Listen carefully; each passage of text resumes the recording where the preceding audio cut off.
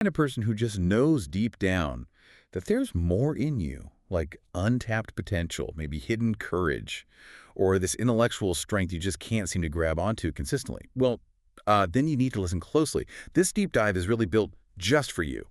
We've gone through some fascinating material, and it's not about a feel-good talk. No, this is a literal, practical blueprint. We're here to unpack the repeatable, structured methods you actually need to push past what you currently see as your limits. That's exactly right. Our whole mission today is to hand over that specific roadmap. We're pulling the most actionable stuff, the real insights from the findings. We're moving past just talking about it and into the mechanics of it. And the core idea, the thing that underpins all this research, it's challenging, but it's also pretty simple. Those limits you keep hitting, that frustration, that ceiling you feel, they're almost never actual physical or, intellectual walls. Okay, so if they aren't walls, Yeah. what are they then? Fundamentally, they're habits, self-imposed habits. And those habits, crucially, are always backed up by these really compelling stories, sometimes decades old, that we tell ourselves about who we are. Think about the limit as a story you tell yourself, oh, I'm just not a math person, or I always leave things to the last minute, maybe I'm terrible at sticking to routines.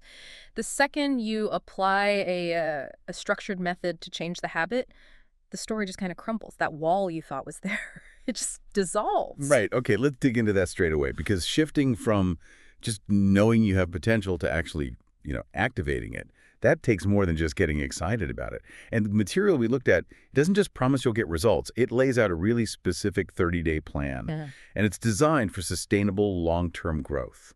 The emphasis, I notice, is definitely on sustainable stretch, not that kind of heroic, all-out burst that just leads to burnout. Precisely. Burnout, yeah, that's the absolute enemy of making real progress. The goal here is to install these really robust systems. Think of them like internal scaffolding that keep you moving forward even when inevitably your motivation takes a dip. This is all about a methodology that stops those cycles of self-sabotage, really, by making the right choice, the default choice. Okay, so to kick this process off, we have to identify the first big hurdle. And it's usually the one we don't even consciously acknowledge. The research calls it the comfort contract. It's like this invisible deal, often totally subconscious, that most of us sign without ever reading the fine print. And yeah, the fine print is exactly where the trouble is. The terms of this comfort contract, they're incredibly appealing, right? Because they tap into our basic human need for safety. So short term, the contract guarantees you immediate security. Safety from taking risks, safety from that really intense discomfort you feel in new situations, safety from embarrassing yourself in public, and maybe most importantly, safety from the sting of failure. Your brain is just prioritizing feeling okay right now. And that immediate reward, that feeling safe, things being predictable, that's incredibly powerful, isn't it? Yeah. But what's the hidden cost? What are we paying long term for signing up for that? The price is, well, it's absolute stagnation. Long term, you pay with that deep, gnawing regret years later. And crucially, with that constant low-level frustration, you know that feeling, that nagging sense that you know you're capable of way more, but you're choosing, consciously or not, to stay small. The sources use this great metaphor. Comfort is a beautiful, even necessary place to visit. We all need rest, retreat, recovery, but it's a terrible place to actually live. If you set up camp there, growth just stops. Yeah, that quiet frustration, I think everyone can relate to that. What's really sneaky about this comfort, though, is how it disguises itself. It doesn't just show up looking lazy. It's clever. It uses our own intellect, dresses itself up as rationalization, as the Yeah. voice of, reason. Oh, absolutely sneaky, because it hijacks logic. It actually weaponizes concepts like being realistic or managing your time against your own ambition. The research pulled out some specific phrases, these internalized scripts you really need to watch out for, that justify staying put. Like what? Give us some examples. Well, the classic one is, I'm just being realistic about my resources or about my time. But when you really peel that back, often it just means, I'm scared of putting time and energy into something that might not work out, so I'll just decide beforehand it's impossible. Another big one, oh, I'll start when I have the perfect plan. That's like the universal excuse for never starting, right? Classic comfort contract demanding perfect conditions before you take any action. And maybe the most damaging one, the one that actively shrinks who you think you can be. I'm just not the type of person who does that. Mm-hmm. That phrase literally locks you into your current story. Precisely. That is the comfort contract renewing itself every single day, totally seamlessly. You don't consciously sign it each morning. Your existing story, your environment, they just make the renewal automatic, and the blueprint makes it clear. Opting out needs conscious, repeated action. You have to actively disrupt that daily deal. So the first real actionable step for you listening right now is to pinpoint exactly where you're making this trade-off. You need to name one specific area of your life where you suspect you're choosing comfort over really tapping into your capability. Yes, define the domain. Is it your physical health? Avoiding the gym even though you paid for it. Or maybe your craft putting off that creative work because the blank page feels intimidating, could be a crucial conversation in a relationship. Or that career move you keep putting off, just name it. Shine a spotlight on it. That simple act of acknowledgement, that honest articulation of the trade you've been making. That's the first vote against the contract's power. It's the first crack in the wall. Okay, so once we've identified that inertia, that pull of the comfort contract, we need some power to make the shift. And this is where the blueprint really goes against the grain of conventional wisdom. It basically says relying on just getting more motivated is, well, it's a doomed strategy. It's like trying to run a car on the wrong kind of fuel. Yeah, motivation is great. We all love feeling motivated, but it's incredibly fragile, isn't it? It depends on so many external things. Did you sleep well? Did someone happen to praise your work? Is the sun shining? What you actually need for sustainable change, according to these findings, is an identity shift. The core principle here is pretty much ironclad. Behavior follows identity. Okay, that sounds good in theory, but how do you actually install a new identity? How do I genuinely start to believe I'm a, say, disciplined builder when I've got maybe 20 years of proof, missed deadlines, half-done projects, broken routines, suggesting I'm the exact opposite? Doesn't that feel a bit like, fake it till you make it, which can sometimes just feel false? That's a really critical question, and the blueprint tackles that skepticism head on. It's not about just declaring something, it's about collecting evidence. See, when you hold the identity, I'm inconsistent, your brain, which desperately wants internal consistency, it subconsciously scans your world for actions and results that confirm that negative story. You actually find ways to procrastinate to prove to yourself you're a procrastinator. So the old identity becomes a kind of self-fulfilling prophecy. Exactly. So the shift happens when you consciously choose a new aspirational identity, even if, yeah, it feels a bit like a lie at first. Let's take the example. I am the kind of person who keeps promises to myself. The moment you adopt that new frame, your brain immediately starts looking for tiny actions that validate this new narrative. It becomes like a scout, searching for opportunities, however small, to prove this new identity is actually true. You're essentially forcing your brain to hunt for different evidence. Right, so instead of trying to force the big, difficult action, we focus on installing the identity of the person who naturally takes that action. How should someone choose this identity phrase, then? It needs to be specific enough to actually guide what you do. Yeah, the research really pushes for clear, short, descriptive phrases. They're almost like little internal job titles. They need to be actionable, but also aspirational. They offered some really strong archetypes. Discipline builder, that suggests consistency, deliberate work, thinking long term. Calm finisher implies seeing things through even when things get messy or distracting. Relentless learner, that reframes setbacks as just data, not failure. Or courage in motion, emphasizing taking immediate physical action instead of getting stuck in your head. I like how specific those are. They feel like anchors. But let's go back to that idea of earning it. If I declare, okay, I'm a discipline builder, but then I immediately waste 3 hours scrolling online, that identity feels pretty hollow, right? That's exactly where the reps, not speeches rule is vital. Identity isn't something you just announce casually. It's earned through small, undeniable daily actions. Think of every single action you take as a vote for the person you're becoming. The goal is simply to accumulate votes. If you're aiming to be a healthy eater, eating one salad is a vote. Saying no to the extra slice of cake is a vote. That voting analogy, that's really helpful for perspective. Because if I slip up, if I miss a workout or eat that doom, that's just one missed vote. Or maybe, a vote for the other candidate, my old self. It doesn't automatically cancel out the hundreds or thousands of votes I've already cast for the new me this year. Absolutely. We fall into that all or nothing thinking so easily. We cast one or two bad votes and decide the entire election is rigged, the whole thing's lost. The blueprint really emphasizes that identity is this ongoing election, decided by a continuous stream of mostly small, consistent choices. Focusing on casting that tiny daily vote makes the whole process feel achievable, even when you feel that internal resistance pushing back. It dramatically lowers the emotional weight of any single failure. Okay, so we have our new identity acting as the engine. Now we need the precise mechanism for growth itself. And this feels like a really common place where people stumble when trying to push their limits. They confuse pushing limits with basically living on the ragged edge of burnout all the time. We need to be smarter about where we apply that pressure. Right, we need to very clearly define and then locate what the material calls the growth edge. This concept is really the sweet spot. It's that zone that definitely requires intentional effort. It's a clear stretch beyond what feels easy, but, and this is critical, it is explicitly not in the territory of chaos or panic or feeling impossible. It's the crucial difference between genuinely expanding your capacity and, well, tearing a psychological muscle, so to speak. This sounds exactly like how physical training works, doesn't it? Yeah. If I walk into a gym and try to lift something way too heavy on day one, I'm just going to get injured and probably quit. Mm-hmm. But if I lift the same easy weight every single day for a year, I don't get any stronger, I just stagnate. The body, and it seems the brain too, only adapts and grows in response to that slight overload. That's the perfect analogy.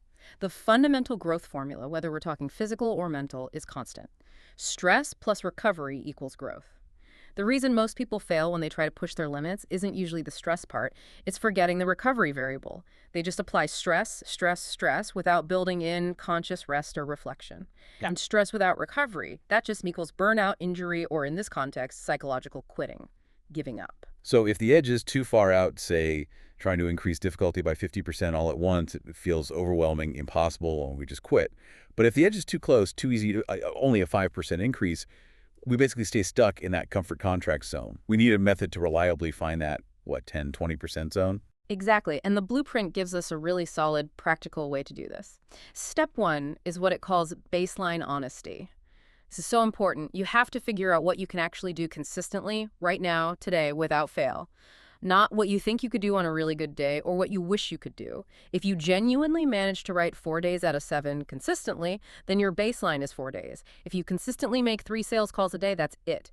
Be brutally honest here. The baseline is your floor, not your aspirational ceiling. That honest baseline gives us the solid starting point for actually measuring progress. So if I could only consistently run for 15 minutes right now, then 15 minutes is my baseline. Doesn't matter that I ran a half marathon 5 years ago. Exactly. Once you have that honest baseline nailed down, then you move to step 2, applying a slight challenge. And the research consistently points to this sweet spot being roughly 10–20% harder than your established honest baseline. This is the specific, measurable step that starts reinforcing that new identity with concrete action. Can you give us some really concrete, maybe numerical examples so someone listening could apply this literally today? Sure. Let's say your baseline is consistently writing, focused, for 50 minutes. A 10% stretch is adding 5 minutes, so 55 minutes. A 20% stretch is adding 10 minutes, so aiming for a full hour. Or if you consistently make, say, 4 decent sales calls a day, trying for 5 might be a 25% jump, maybe a bit too much initially. So perhaps the stretch is aiming for 4 really high-quality calls plus 1 quick, low-pressure check-in call. The key is the increase has to feel like a definite stretch, but still undeniably achievable on most days. Okay, what happens if I overshoot? If I get ambitious and go for that 30% increase? Well, if you aim for 30%, like trying to force yourself to run for 25 minutes when your baseline is really 15, you'll probably manage it once. You'll feel great. But then you'll likely wake up the next day absolutely dreading the task. Your body and mind interpret that big jump in strain as a potential threat, and that comfort contract immediately starts whispering reasons to stop. It just becomes unsustainable. You're essentially teaching your brain that this new identity requires pain, which is totally counterproductive. And what if I play it too safe? What if I only stretch myself by, say, 5%? A 5% increase. Well, it's often just too subtle. It doesn't really register as a meaningful vote for your new identity. If your baseline is 50 minutes of focused work, doing 52.5 minutes, your brain barely notices the shift. It doesn't feel that intentional stress required for adaptation, so you adapt quickly, but you don't actually grow your capacity much. That 10–20% range seems to be just enough to signal, hey, change is needed here, which triggers genuine neuroplasticity without setting off all the internal alarm bells. This implies you need an adjustment strategy, right? This can't just be a set it and forget it plan for the whole 30 days. Oh, absolutely not. This is probably the most crucial part of this section. You must build rest and reflection into the process. The blueprint stresses adjusting the edge weekly, not daily or hourly. At the end of each week, you look at your actual performance data. How did it go? And you ask, did this feel way too easy? Did I nail it every single day without even trying? If yes, okay, time to push the edge a little further next week. Or conversely, did I dread this task every morning? Did I fail to complete it more than once this week? If so, you've likely overshot. You need to dial it back, maybe by 5%, until it feels challenging but manageable again. This weekly feedback loop is the absolute key difference between sustainable growth and just quitting after a week or two. All right, so we've got the identity engine, we figured out the growth mechanism, that growth edge. But here's where we hit the core of why things often fall apart long term, right? Yeah. That sustainability problem. We've all had those times you feel super motivated, start a new routine, you're hitting your growth edge, things are great for a week, and then boom, 3 weeks later, the whole system has just collapsed. The sources seem to suggest this failure comes from relying on a very fragile kind of fuel. Yeah, and that fragile fuel is willpower. Like, willpower is amazing. It's like this high-octane starter fluid. It gets the whole engine going. But it's a terribly unreliable engine for the long haul. It gets depleted so quickly, especially when you're stressed or tired or even just hungry. What actually carries you through when that initial spark fades, when the ignition is cold? It's the design of the system itself. We have to engineer things so the desired action becomes almost automatic. So it's about designing our environment, our routines, so that doing the right thing, casting that vote for our new identity, is the default path, the path of least resistance. The blueprint outlines 3 specific levers we can pull to make this system shift happen. Let's start with lever number 1, friction. Right, friction. This is basically the principle of deliberately engineering your environment to make the actions you want to take incredibly easy and the actions you don't want to take noticeably harder. It cleverly exploits our natural human tendency towards, well, laziness, or at least taking the easiest path. We want the good habit to require the absolute minimum effort, and the bad habit, the one that undermines our identity, to require a conscious, deliberate, maybe even annoying decision to engage in it. That sounds like a really smart shortcut. We're basically using our own inertia, but aiming it in a positive direction. Give us some of those concrete examples of applying friction in different areas of life. Okay, think about physical friction first. If your goal is to start exercising first thing in the morning, you need to remove every possible point of friction involved in getting started. So put your gym clothes out the night before, everything, down to the socks and filling the water bottle. This saves you maybe a 3-minute sequence of tiny decisions that, when you're groggy at 6 a.m., can easily derail the whole plan. Make starting effortless. What about cognitive friction or digital friction? That mental resistance, the lure of distraction, often feels like the hardest part to overcome. Oh, digital friction is huge in today's world. Absolutely vital. If your chosen identity is relentless learner, but your biggest time sink is scrolling distracting apps, you need to add friction there.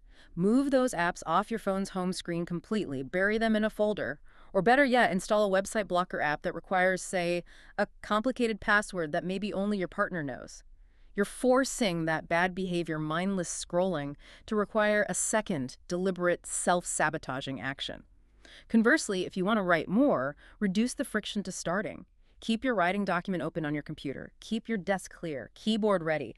Minimize every single step between having the urge to do the good work and actually starting it. Ah, I see. So we're using that little burst of willpower or good intention we have tonight to set up roadblocks for our easily tempted future self tomorrow. Exactly. You're paying yourself an efficiency dividend in the future, funded by a small investment of effort now. Okay, that's friction. Lever 2 is cues. This sounds like it's about building automaticity by linking habits together. Yeah, this is often called habit stacking, and it's incredibly powerful. Cues ensure that you stop waiting around to feel motivated to do the thing. Instead, you link the new behavior to a stable existing event or time that already happens reliably. The simple formula the research gives is always, after my current, stable routine, I will eke my new desired action. So we anchor the new habit we want to build onto an old one that's already firmly established. Makes the transition feel almost seamless. Precisely. And the research really emphasizes that the existing cue, the anchor habit, must be super stable and reliable. If you want to, say, write for 10 minutes every day, don't just try to randomly squeeze it in whenever you feel like it.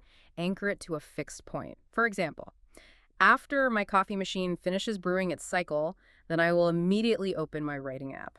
The sound, the smell of the coffee becomes the trigger, the cue that automatically pulls you into the writing action. Or if you want to take a short walk for mental clarity, anchor it to lunch. After I close my lunch container and put it away, then I immediately step outside for a 10-minute walk. That automatic link removes the decision fatigue that willpower just can't handle consistently. Right. By creating that chain reaction, that habit chain, the new vote for your new identity gets pulled along by the momentum of the old established habit. That Right. feels very efficient. Okay, finally, leads are three. Environment. Environment is maybe the most holistic lever. It governs the entire ecosystem where your ambitions live or die. The core principle here is pretty much non-negotiable. Your space, both physical and digital, absolutely must reflect your stated priorities. If your desk constantly looks like a bomb hit it, your brain gets subtle, or not so subtle, messages of chaos and procrastination. It's almost impossible to truly embody the identity of, say, calm finisher if your immediate surroundings are screaming impulsive collector of clutter. So we need to consciously curate our surroundings so they're constantly nudging us, reminding us of that chosen identity. The findings had this brilliant little thought experiment here, the stranger test. Yes, the stranger test. It forces this moment of immediate, objective self-reflection and accountability. You have to ask yourself honestly, if a complete stranger walked into my physical workspace, my office, my kitchen, or even just looked at my digital calendar, what would they genuinely conclude that I value most, based purely on the evidence in front of them? If your calendar is crammed wall to wall with reactive, low priority meetings, the stranger concludes you value being busy, not necessarily being productive or focused. If your giant TV and gaming console dominate the living room while your guitar or your art supplies are hidden away in a closet, the stranger logically concludes you value passive entertainment over active creation. Oof, that's potentially a harsh reality check. What's the immediate actionable step someone can take to start passing the stranger test? Start small, but make the change visible and decisive. Redesign just one shelf. Stop letting it be a dumping ground for random stuff. Dedicate it only to the books or tools directly related to your primary learning goal or your chosen identity. Or redesign the home screen of your smartphone. Make sure only the apps that actively support your new identity are visible on that first screen. Or block out one single recurring chunk of time in your calendar just for deep, focused work. Label it clearly and protect it fiercely. Make it visually obvious, even to a stranger, that you value protected focus time. You're actively curating your environment to make your chosen identity the most obvious, inescapable feature of your daily reality. Okay, system design helps us structure things, get the externals right. But pushing limits, stepping outside that comfort zone, it always means confronting that internal psychological resistance, the fear, the doubt, the anxiety. If the systems are the engine, then fear usually feels like the emergency brake, just slamming us to a halt right when we need momentum. And this is maybe the most profound reframe that came out of the research.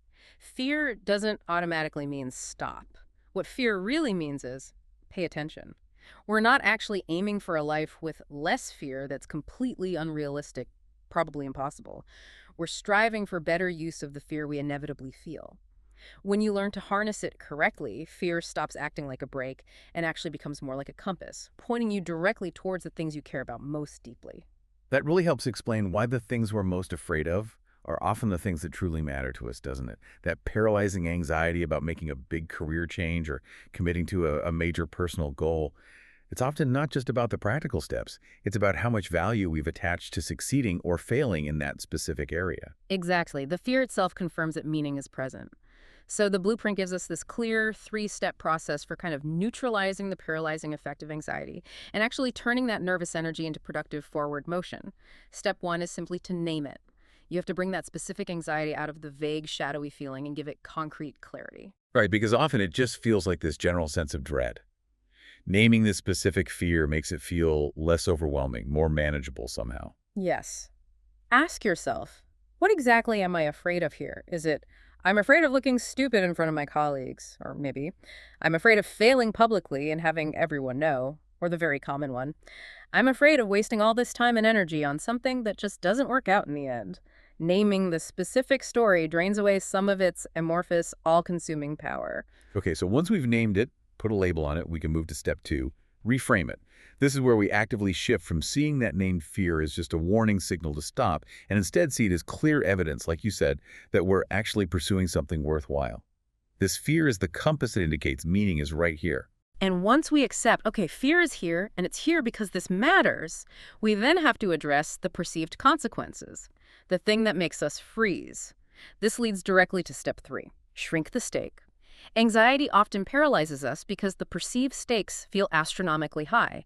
We're subconsciously telling ourselves that the outcome of this one attempt, this one action, will determine our entire future success or failure. Launching the absolutely perfect business on day one or writing the definitive, flawless book. So instead, we deliberately reduce the size of that initial commitment. We lower the perceived risk. Instead of launching the whole business, maybe just run a tiny 7-day micro experiment where your only goal is to talk to 3 potential customers about their problems. Or instead of stressing about giving the perfectly polished hour-long keynote speech, maybe commit to just delivering one clear, powerful, simple message effectively in the first 5 minutes. Exactly. You dramatically lower the barrier to entry for taking the first action. You're not betting the entire farm, you're just testing a small patch of soil. This massively reduces the psychological weight, the burden of the outcome. You give yourself permission to fail cheaply and quickly, gather real-world data, and then adjust your growth edge based on what you learned.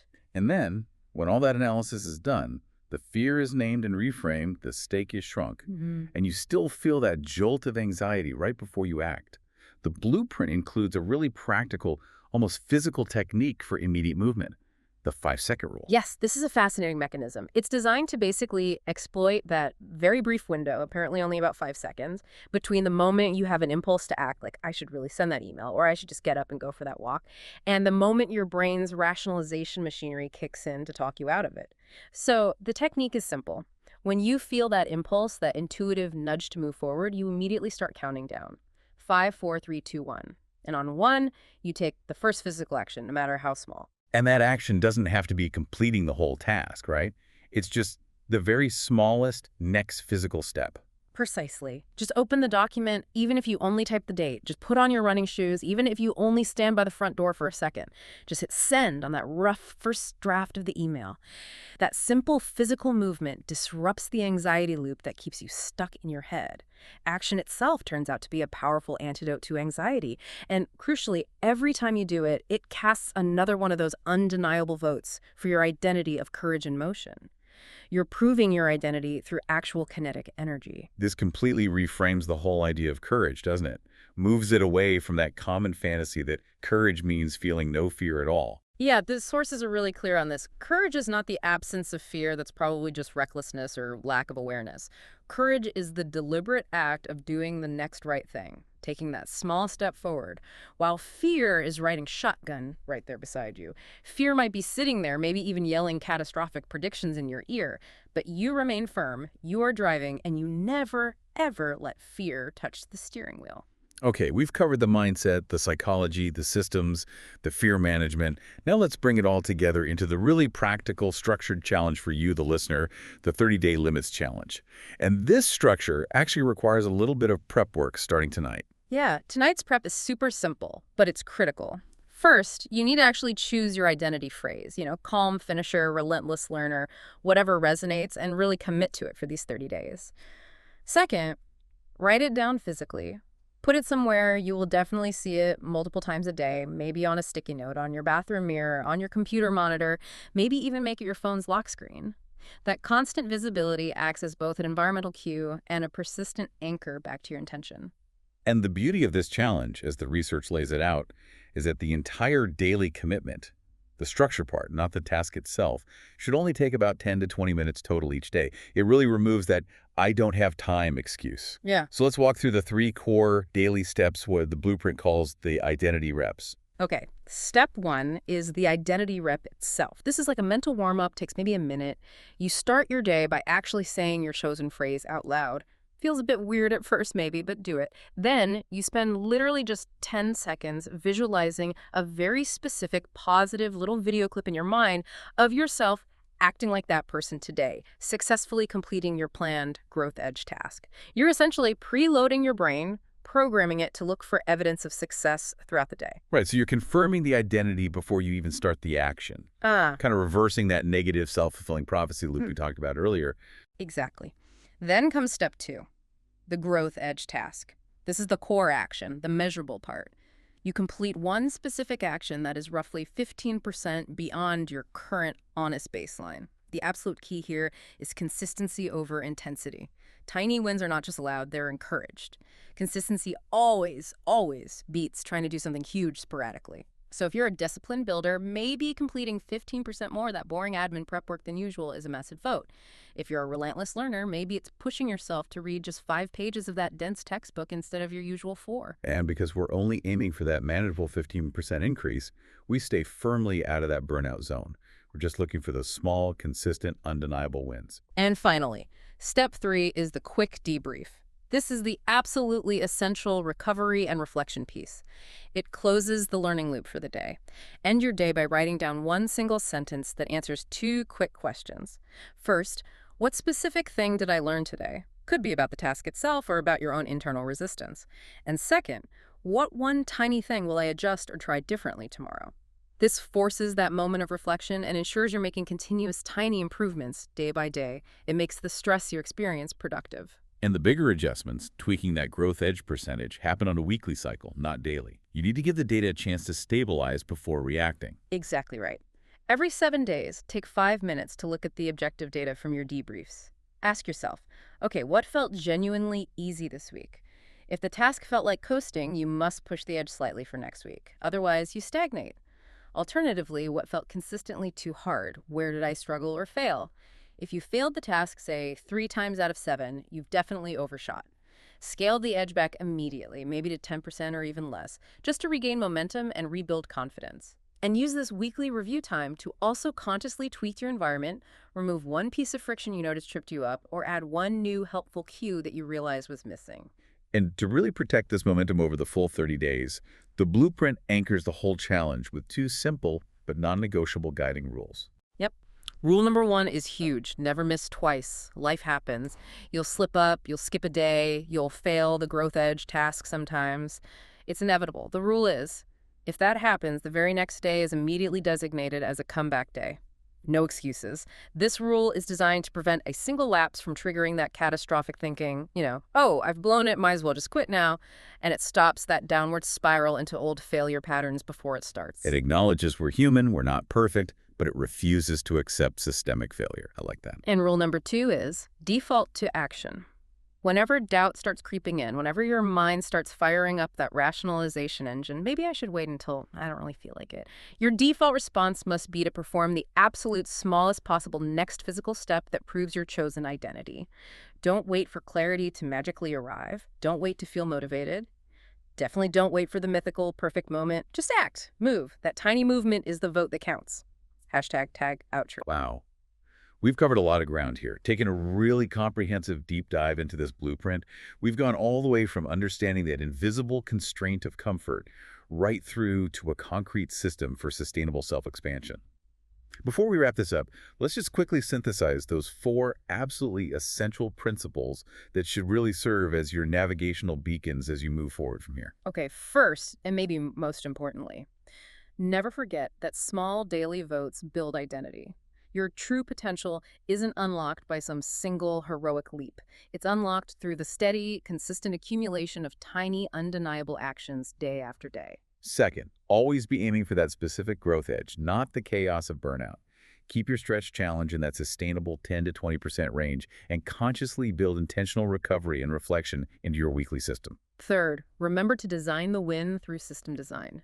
Your willpower is just too fragile to rely on alone. You have to proactively use those levers, friction, cues, and curating your environment to make sure the right choice, the identity-affirming choice, is always the easiest path to take. And fourth, learn to engage in courage with fear, not without it.